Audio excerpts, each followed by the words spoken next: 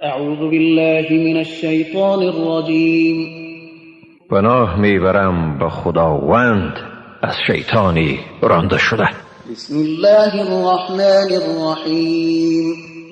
به نام خداوند بی اندازه مهربان نهایت باره.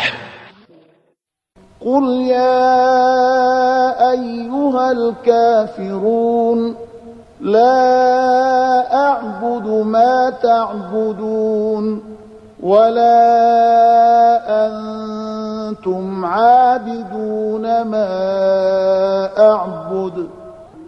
بگو ای کافران، آنچه را شما می پرستید من نمی پرستم و نه هم شما پرستنده چیزی هستید که من آن را می پرستم. ولا انا عابد ما عبدتم ولا انتم عابدون ما اعبد.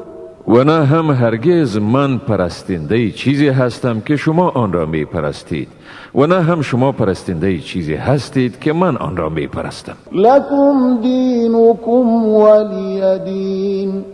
برای شماست دین شما و برای من است دین من. صدق الله العظیم. خداوند راستگوی بزرگ است.